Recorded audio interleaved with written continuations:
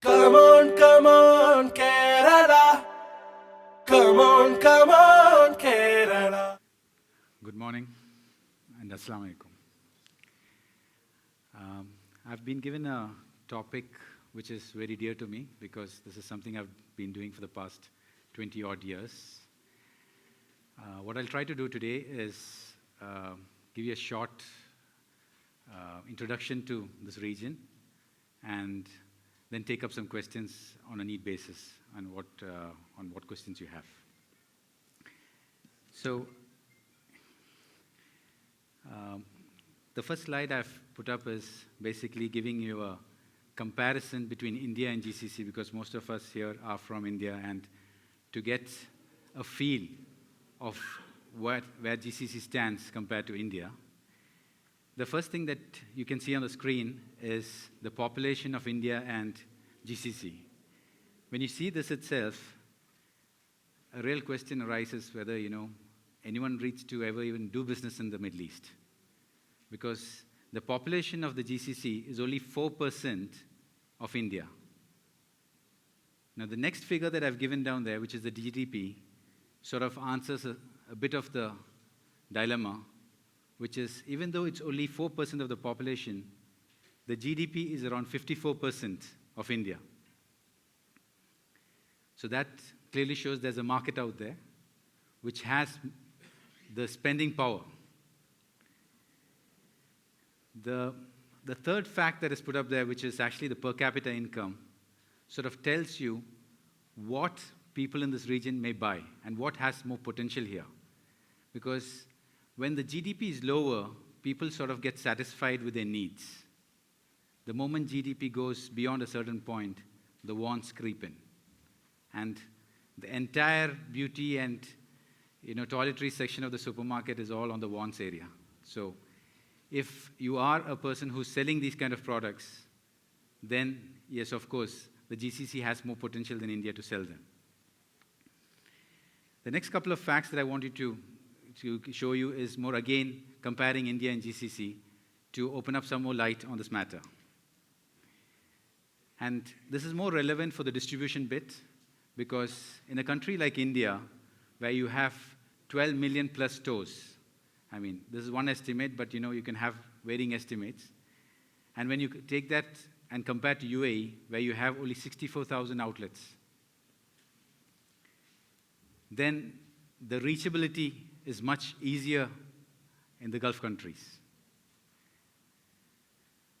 Now, what makes it challenging in GCC compared to India is, in India, the stores are widespread apart, and the bargaining power of each store is limited. But when you come to the Middle East, what happens is, in the Gulf Cooperative Council countries, most of the business happens through modern trade. And this automatically changes the dynamics of your doing business here. Because in India, they say distribution is God. If that cliche holds in India, the cliche for the Middle East would be modern trade is God. Because they sort of decide what is to be sold in this part of the world. Now, this is just a chart showing you the number of outlets across the countries. And you can see Saudi actually has a majority of the outlets in the Gulf Cooperative Council countries. Now, one reason why the organized trade or the modern trade is only 49% in this region is Saudi Arabia. Because Saudi has only close to around 40% modern trade business. While a country like UAE has about 60% of the business being done through modern trade. So this is how the things get balanced out in this part of the world. Now, this is I've just put this together because that 64,000 that you saw in the last sheet is added up this way. So I've not taken any HoReCa outlets into this numbers. All I've taken is modern trade. And you can see 9,832 modern trade outlets actually sell 49% of the cargo that is sold through retail outlets in this part of the world. While if you see in India, only 9% is sold by the modern trade. So modern trade is very powerful in this part of the world, and knowing how to do business with them is very important in doing business here.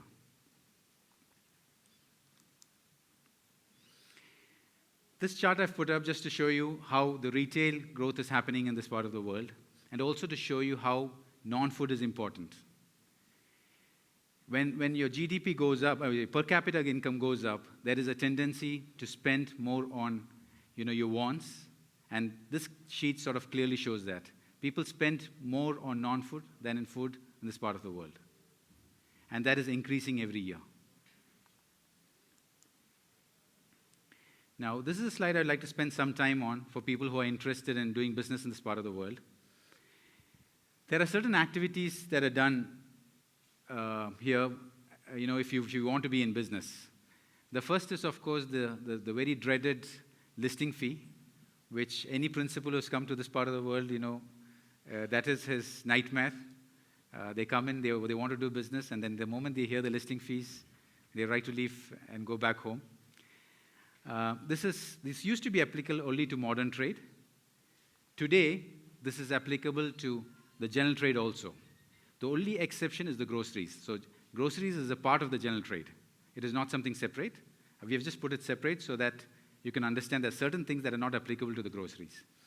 So the past couple of years, even the smaller B-class supermarkets are now demanding a listing fee. The second thing is rebates. Now again, since I think last year or so, a lot of smaller supermarkets now ask for rebates. They want a regular rebate and a progressive rebate.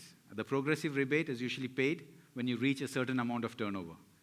And we can't blame them either, because a lot of businesses now survive on that, because they buy and sell, and what they make at the bottom line of their business is usually the rebate that they get. So that rebate sort of becomes their net profit at times. The third thing I've written is trade promotion. Promoting your products it has to be done very scientifically in this part of the world.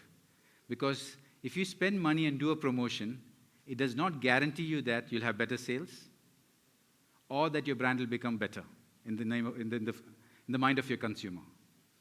So that has to be deeply thought through and done well, and if it's not, you're wasting a lot of your money. Now, this is usually done in modern trade. I'm sorry again. Trade promotion here, what is meant is the schemes that you operate. So you have this 12 plus 1, or you have a card scheme, for example, where you give points for each item bought, and then they add up and they get a free trip somewhere, or they get some goods free. Now, in modern trade, this is not applicable, because modern trade, they will not entertain such things during the year. They negotiate with you what they want throughout the year. They set their targets, their progressive rebates, etc., and that's the end of it. But for the general trade, which is the wholesalers or certain B-class stores, you can go and tell them that, I have a special offer today. I can give you a 20 plus 1 if you take it today, which is not applicable next month, and they would entertain you and they would buy from you. This you can do even with groceries. A lot of schemes that are run with groceries are the 12 plus 1, 6 plus 1s. And usually if you have a portfolio of around 50 to 60 products, you may offer this on 3 to 4 products or 10 products maximum. Offtake drives. These are the activities that I was talking about before, which I mistook as the offtake drives are the ones I was saying that if you do your activities in a store, and where you will be spending money on the display, you'll be spending money on prices that you're giving out, you'll be spending money on a promoter. If you do not do that right, and you do not do that scientifically, there is a chance that you will actually spoil your brand image, or you could actually end up with sales which is not even equivalent to the spend that you made.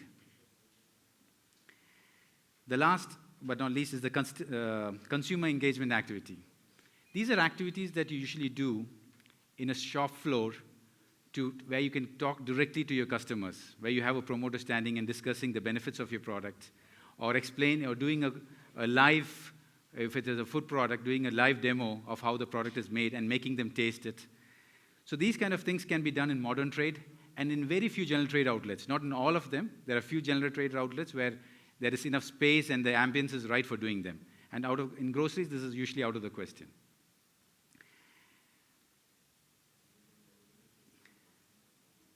Last but not least, what I want to express is that when you come to do business in this part of the world and the product has to be introduced, understanding the different kind of markets, understanding the entry barriers, and understanding where you can actually get your ROI is very important. And in the food industry, what a lot of people have done is, apart from these 3 trade channels, which are mainly retail, they have gone and started investing in the HoReCa segment.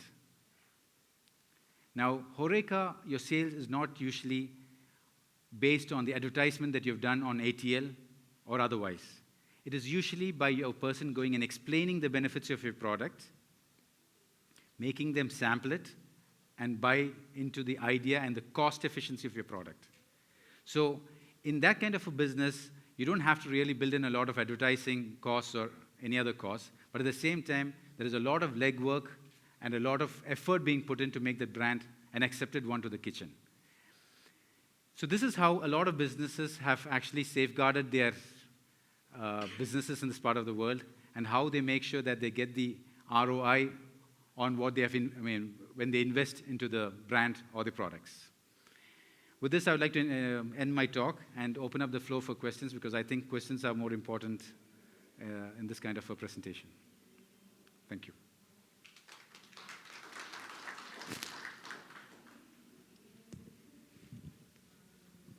Any questions?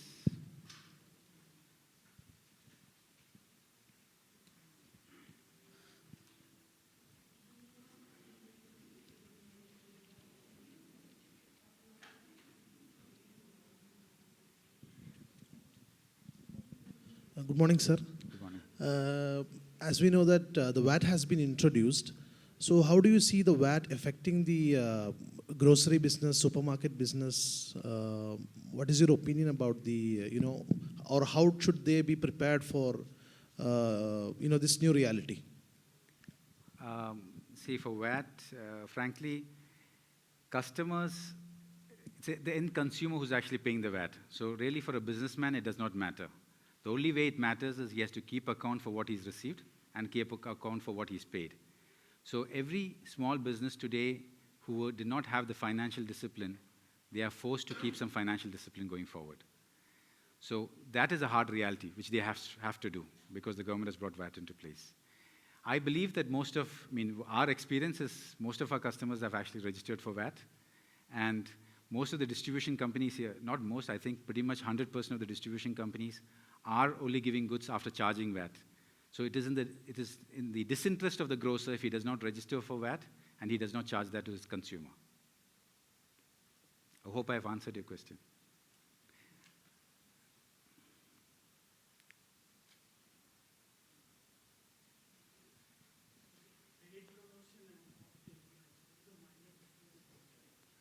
I'm sorry, I didn't hear you. Hi. Trade promotion and offtake drive, what is the minor difference in that? See, trade promotion is a promotion that is given to the trade. That's where I made a mistake first. The trade promotion is what you give the trader as a promotion. For example, if I give a grocer a 12+1, he buys 12 pieces, he gets a piece to keep. That goes into his bottom line. He's not giving that to the consumer. An offtake promotion is usually something where you're offering the customer, when you walk into a hypermarket or supermarket in this part of the world, they will say 3+1, which goes to the consumer. That is more related to an offtake from the floor. Thanks. It's not a very sales or marketing technical question. And UAE, what we see is that most of the time, and many of the supermarkets chains provide 50% promotions, most of the time. And also before the VAT, it's like before December, they are trying to sell off everything, giving big promotions and all. But after the VAT also introduced, the same promotions keeps going. Okay, does it mean that the market is not fairly priced? See, usually these kind of promotions that are done by retailers there is this concept about price drivers, products that end consumers usually know the price of. Okay, if you see, none of the products that are the unpopular products or non-popular products are not put on a special offer. What is put on special offer are products which every common man like me and you know the price of. And this is done only to drive the customer into the store. Okay? And this is not necessarily done by anyone other than the retail store itself subsidizing or reducing prices. So if you ask, the price is given to the entire market, not 100% right, but there could be a 5 or 6% up and down, because depending on the trade, because certain hypermarkets, as I said, in India, while distribution is God, here modern trade is God. So sometimes modern trade will tell you what price you should sell to them at, and sometimes you have to give in. But after they buy at that price, a lot of times they discount further. Sometimes within the rebate structure they're getting, sometimes even beyond that, to drive footfall. Because retail business is all about footfalls. If you don't have the footfall, it doesn't exist. Yes. Sometimes they do go below cost too. Sometimes. I'm not saying always, but sometimes.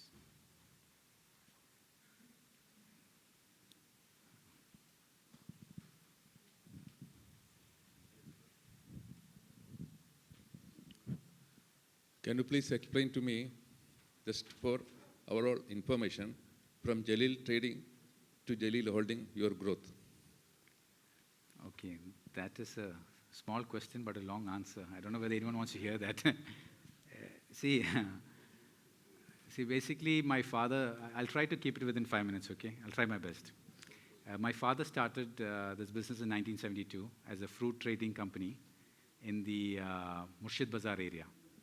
Okay, that store is now, it later became Jaleel Electrical, and then I don't know what it is now. The building is vacant. So he used to predominantly sell fruits and vegetables. And in 1975, they moved to the new fish market, which is actually the current Gold Souk parking lot. In front of the Gold Souk, you see a bus parking lot. That was the old fish market. In 1980, the old Hamriya market opened up.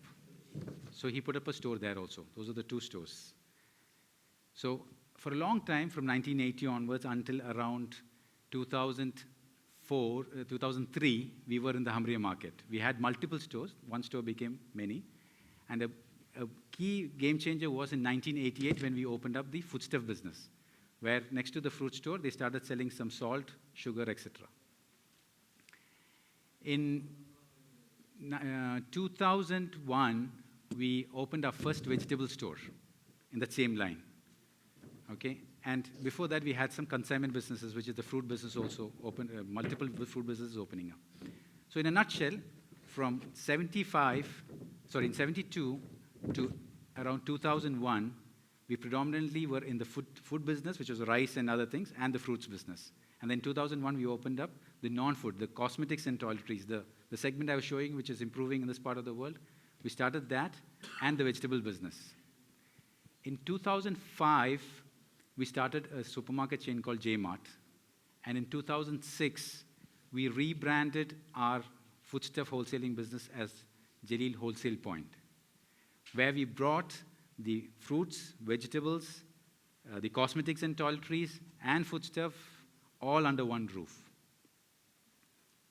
Now that was a big change for us because apart from being a single shop owner, we brought everything together in one place and experimented a new concept, which was after the cash and carry concept in the Middle East. Sorry, in the US, the West, the US and Europe. It was 2 years back that we rechristened this Jaleel Wholesale Point as Jaleel Cash and Carry because we felt it was time that this wholesale model can move more towards the European concept, where customers could now come and pick in goods at a much easier way, and also we could entertain retail customers to an extent. Now, Jaleel Holdings, along the way, what happened is, when all these businesses happened, we have around 25 different business units running parallel to each other. So we thought it was time to consolidate. Also, since we were getting into other businesses like education and metal fabrication. So we consolidated this all under a parent company called Jaleel Holdings, and we let professionals run the different businesses for us, which up to around 2007, I was running most of the business myself, which, with the challenging market, and, entrepreneurs are not few in this part of the world. They're plenty, and they're aggressive. So one, Samir could not handle this for sure. So we had to get professionals to help us head each business. And we felt that it was time to consolidate, and that's how Jaleel Holdings came up. Hope I gave you a very, very... Yeah, we understand that you have introduced many Kerala brands in UAE and made them household names. Can you briefly tell us one successful such introduction of some brand, and Okay. also why it got successful, and maybe if any product failed, what was the reason? Some sharing of experiences. So Nawaz is also here. Eastern is a brand I hold very close to my heart again because his father, Mr. M.E. Miran, was my mentor. It's from him I learned a lot of things that I do today. So Eastern was the first, one of the first brands. We had RKG and Al Jaleel tea before that, but Eastern was a product that we actually introduced as a brand and it grew as a brand in this part of the world. And today, a company that we have in joint venture with them manages Eastern for the region also. It's called Eastern Condiments, Middle East and North Africa. So in this, how Eastern started off is, we first brought in a lot of products in the first container, and we sold them in this market. Now the difference that Miranka had was, he used to visit and he never called me and said, you have to lift the next container. That was never his priority. So he came to market, he went around the market and saw what was selling and what was not. And you will not believe this, the entire CTC, which is the coriander, turmeric, and chili that came in the first lot, was pretty much all thrown away in the end of the first year. And the reason was a simple thing. UAE was used to transparent packs. The transparent pack where you can see the chili, coriander. Eastern had sent it to us in the duple packs. And this product, the duple pack, sells everywhere else in the GCC. It sells well in Saudi, Kuwait, etc. But in UAE, customers were not willing to accept it, and they were not willing to pick it up. So the first lesson for me was, he was successful because he was not interested in the primary sales. He was not interested in just selling me something and taking his money. He was more interested in making sure that the product sold well even after me. Okay.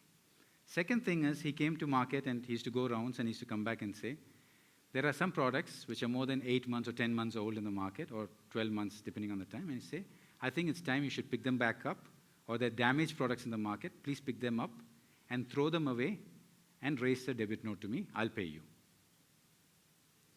This could be products which are damaged by the shopkeeper. Because he said, I don't want a shopkeeper to feel that Eastern has cost him some loss. Now this is very important because the first case he took care of me, second case he took care of the trade. The third thing he came and said is, he said, I know my product has an expiry period of 24 months, but I don't want products on the shelf more than 8 months old. Okay, I would prefer to have products on the shelf which are fresher than 8 months. Now who does that take care of? The consumer, because he wants to give the product fresh to them. And he was never willing to add any chemical or product to his produce to elongate the life. Because when we had problems of weevils, because after 18 months or so, weevils would start popping up. He was not willing to add any chemicals to it to make sure that the weevils didn't come. So I think the first lesson I learned was, you need to make sure that your distributor is taken care of. You need to make sure that the trader in the market is taken care of. And you need to also make sure that the end consumer gets the right product. So I hope I've answered the question. Then on things that have not worked, there are plenty. And usually it's when people have any of these things wrong. Either he wants to get his money out of me fast, or he wants to just make sure that the trader, it doesn't matter, as long as you sell it to the trader and anything happens to his problem, or he wants to cheat the final consumer. He wants to add some product adulteration or whatever to it, and he doesn't care what the customer wants. Okay. I hope I'm done then. Thank you very much for being a great audience. Thank you.